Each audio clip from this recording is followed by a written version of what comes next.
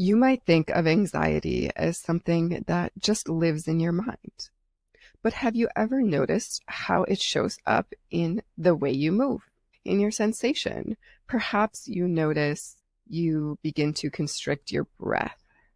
You tighten your jaw, narrow your eyes, your spine shortens, or you start fidgeting with your hands. What if I told you anxiety is never just a state of mind? There is always a movement and a sensation accompanied with it. Every single fear and insecurity shows up in your movement, in the way you move.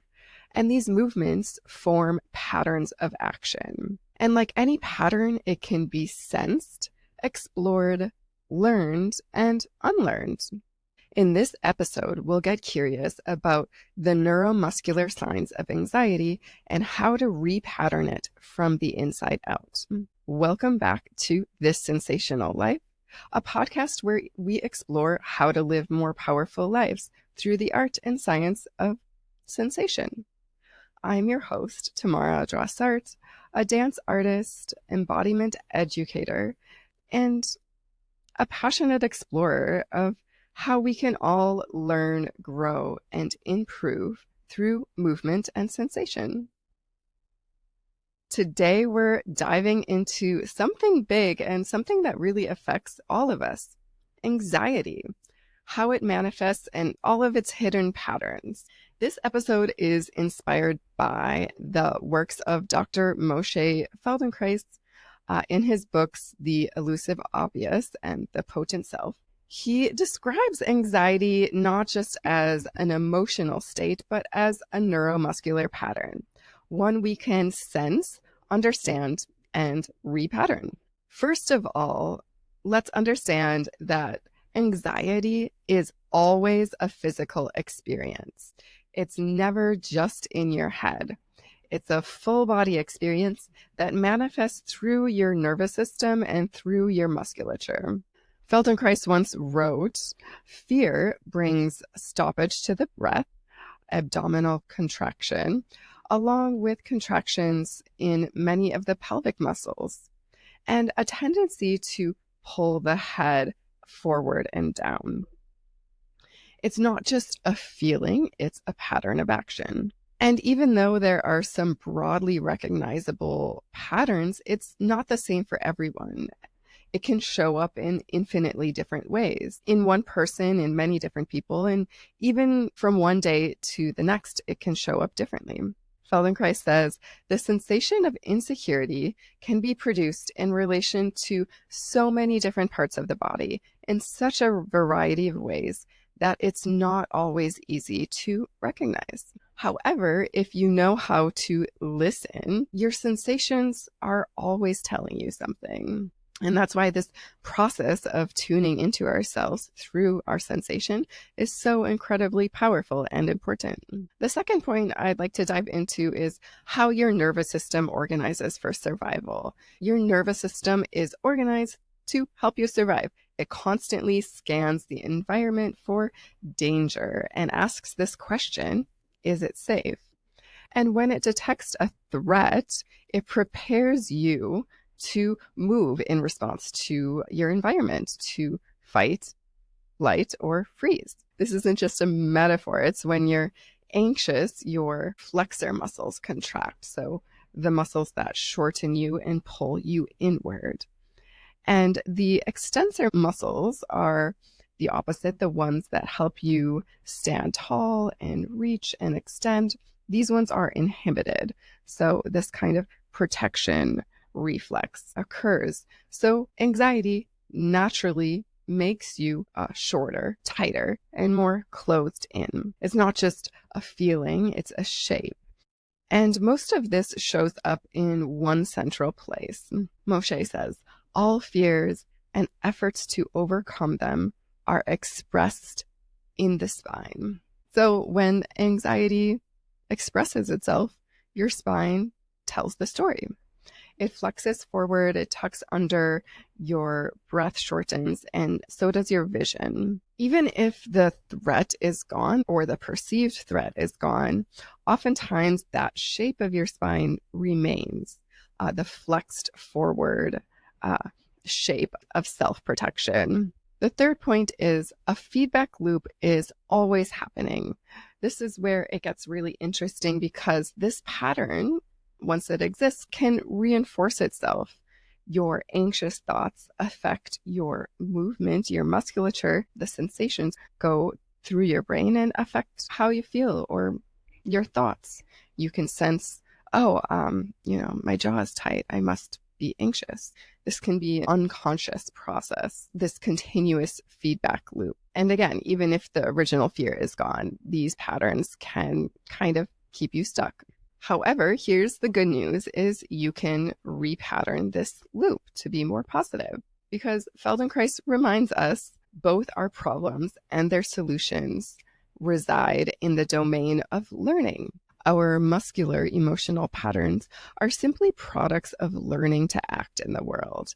And if they were learned, then they can be relearned or repatterned. So how do we repattern them?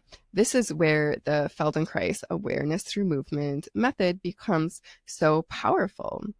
It doesn't just fight your patterns, kind of wish they didn't exist or just like ignore them or, try to override them through our thought. It simply brings awareness to them and explores other options. So this method, through gentle, mindful movement and very subtle shifts in your attention, you can learn to sense how you are moving, how you are doing what you're doing. And you learn to ask these questions and listen for answers. For example, is my breathing easy or is it not easy? Am I using any unnecessary effort?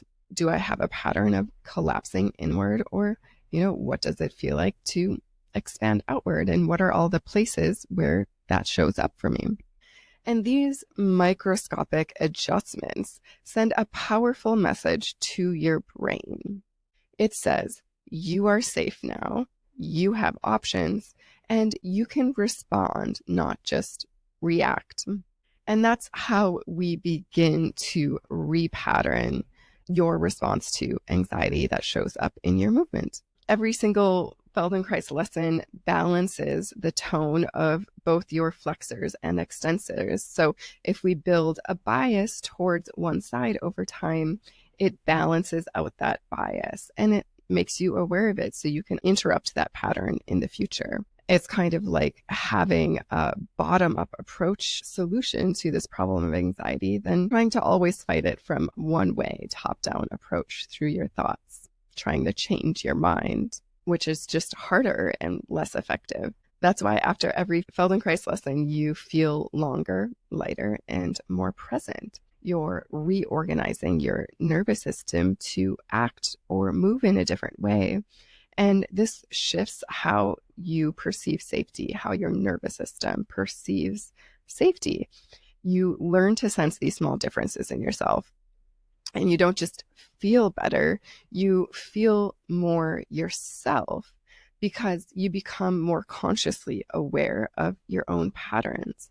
So it's a form of self-knowledge and self-improvement. Feldenkrais says, if we do nothing to change our emotional patterns of behavior, tomorrow will resemble today in most all of ways except for the dates. And when you begin the process of tuning in and bringing awareness to your patterns, tomorrow becomes a place of choice. Moshe says, anxiety appears when deep in ourselves we know we have no other choice, no alternative way of acting. This lack of choice, whether real or perceived, creates tension through your entire system. Even though you might not notice it or consciously be aware of it, it exists and saps your energy, prevents you from acting or responding the way you would ideally want. So we have this dynamic happening between the instinct of fear, which we all have, and this wisdom of choice, cultivating choice. And Feldenkrais describes fear as the only instinct that inhibits movements or stops you from acting. It contracts your belly, it shortens your breath, it tightens your spine, it prepares you for not moving, to freeze. And the antidote to this response, or shifting this automatic response, is movement, but not any movement, movement that's done with mindfulness. Because when you go through this process of learning new movement, learning finer and finer differences, more awareness in yourself, you build the possibility of choice, of new options. And options mean freedom. Options mean agency. Agency means I can respond intentionally, proactively, not just reactively. This is what it means to repattern anxiety at the root cause. Not just in your thoughts, because anxiety is never just in your thoughts. It also lives in your nervous system, in your musculature. In conclusion, anxiety is real and it's powerful, but so is your awareness. So is your ability to learn, your ability to move, sense, learn, reorganize, and repattern. Your body is extremely intelligent. And this body pattern of anxiety may feel automatic, but it's not permanent. It's changeable. And with awareness and with this process of learning, you can repattern it. You can learn to shift from contraction to expansion, and from reactivity to response, and from this place of feeling stuck to a place of greater possibility. And you can experience this shift for yourself by tuning in, by gently reorganizing your movement, your breath, and your posture. So you begin to take charge of changing the shape of your own experience. In short, all fears are expressed, can be sensed through your spine, but so is your power, so is your resilience, your capacity for change. You were never meant to stay in the same emotional shape forever. You were meant to grow sensationally, creatively, intelligently from the inside out. And we all have this ability to learn, improve. Some questions for reflection. Let's pause for a moment and ask ourselves, when do you feel anxious? Where does it show up? For me, a lot of times when I'm anxious, I sense it in my jaw, squeezing of my eyes, some rigidity in my chest, even the bottoms of my feet and my lower abdomen, pelvic floor. There's a pattern that happens there. And if you have no idea where it shows up for you, feel free to take a free Feldenkrais awareness through movement lesson. I'll leave a link in the show notes, and you can begin to discover these patterns and these options for yourself. And another question for reflection is, how does anxiety stop you from moving or stop you from acting? And perhaps, what is it trying to protect you from?